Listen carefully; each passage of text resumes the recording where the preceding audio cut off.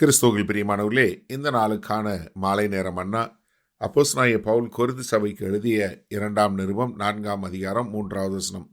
2 கொரிந்தியர் 4:3, 2 Corinthians 4:3.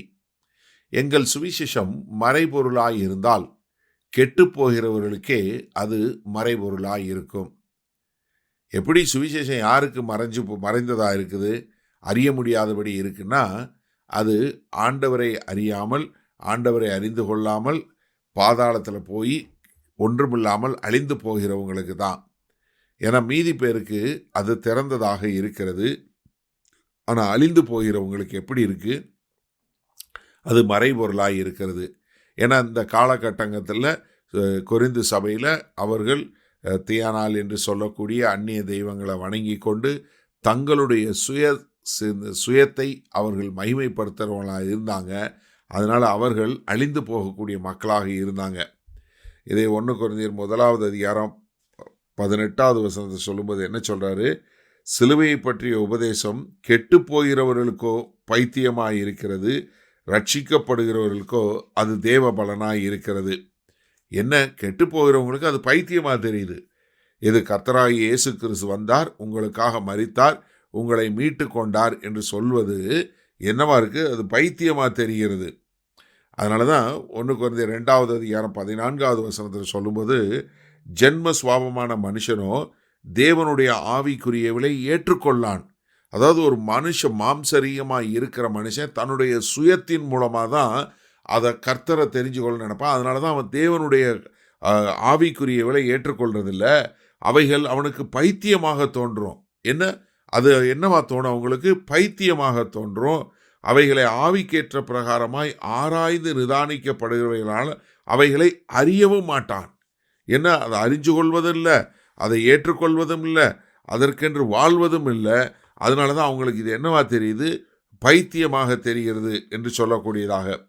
அதே மாதிரி 2 கொரிந்தியர் 2வது அதிகாரம் 15வது வசனத்தில் பார்க்கும்போது, ரட்சிக்கப்படுகிறவர்களுக்குள்ளேயும் கெட்டுப்படுகிறவர்களுக்குள்ளேயும் நாங்கள் தேவனுக்கு கிறிஸ்துவின் நற்கந்தகமாய் இருக்கிறோம். நாங்கள் கிறிஸ்துவுக்கு நற்கந்தகமாய் இருக்கிறோம். அது ஒருத்தவங்களுக்கு என்ன இருக்குது? ஒரு நல்ல சுவையை கொடுக்கக்கூடியதாய், அவர்களுக்கு வெளிச்சத்தை கொடுக்கக்கூடியதாக இருக்குது. மற்றவங்களுக்கு அது மரண வாசனையை கொடுக்கக்கூடியதாய், அது பைத்தியமாக தோன்றக்கூடியதாய், அது அறிவு கற்றவைகளாய் காணக்கூடியதாக.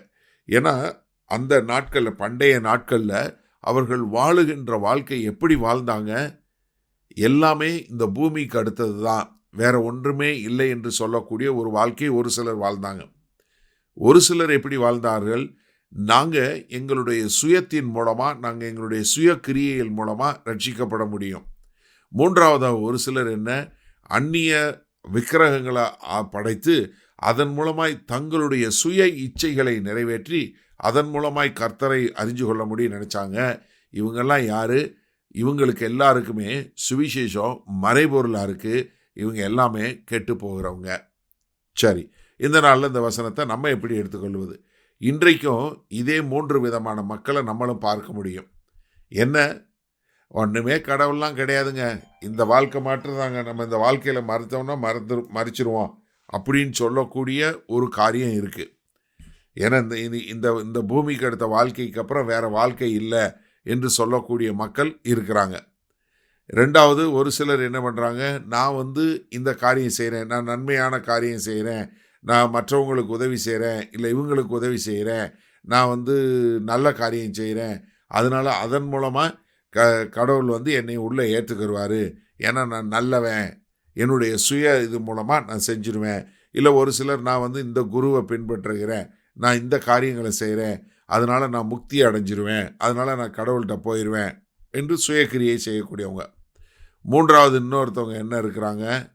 அவங்க வேறு ஏதாவது ஒன்றை பிடித்து கொண்டு அதன் மூலமாய் கர்த்தருக்கு பிரியமாக வாழ முடியும், நான் கடவுள்கிட்ட போயிடுவேன் என்று சொல்லக்கூடியதாக. அப்போ நீங்கள் சிந்திச்சு பாருங்கள், இவங்க எல்லாருக்குமே என்ன ஏற்றுக்கொள்ள முடிவதில்லை? இயேசு கிறிஸ்து பூமியில் மனுஷனாக வந்தார். அவர் உங்களுடைய நம்முடைய இந்த மொத்த உலகத்தினுடைய பாவங்களுக்காய் அவர் மரித்தார். அவரை விசுவாசித்து ஏற்றுக்கொண்டால் நீங்கள் தேவனுக்கு பிரியமாக வாழ முடியும் என்று சொல்லக்கூடிய அந்த சுவிசேஷத்தை அவங்களால ஏற்றுக்கொள்ள முடியல. காரணம், அது அவங்களுக்கு மறைபொருளாக இருக்குது. அவர்கள் என்ன பண்ணுறதில்ல, தேவனை ஏற்றுக்கொண்டு தேவனுக்கென்று வாழ்வதில்லை.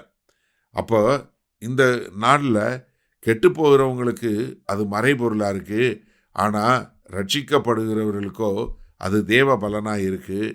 இது உங்களுக்கு எப்படி தோணுது? உங்களுக்கு மறைபொருளாக இருக்கா, இல்லை தேவ பலனாக இருக்கிறதா? வல்லபிதாவே, இந்த அருமையான நல்ல நாளுக்காய் நன்றி. ஆமாண்டவரே, இதோ ரட்சிக்கப்படுகிறவர்களுக்கு சுவிசேஷம் தேவ பலனாய் இருக்கிறது. ஆனால் கெட்டு போகிறவர்களுக்கோ மறைபொருளாயும் பைத்தியக்காரத்தனமாயும் தோன்றுகிறது. ஆண்டவரே, இந்த செய்தியை கேட்கிற யாராவது அப்படி இருந்தால் அவருடைய கண்கள் திறக்கப்பட்டு அவர்களும் உம்மை ஏற்றுக்கொண்டு ஆண்டவரே உம்மோடு இசைந்து வாழ எங்கள் தேவன் கிருபையும் இரக்கமும் பாராட்ட வேண்டுமாய் இயேசு கிறிஸ்துவின் மூலம் ஜெபிக்கிறோம் வல்ல பிதாவே, ஆமேன். கர்த்தர் உங்களை ஆசீர்வதிப்பாராக.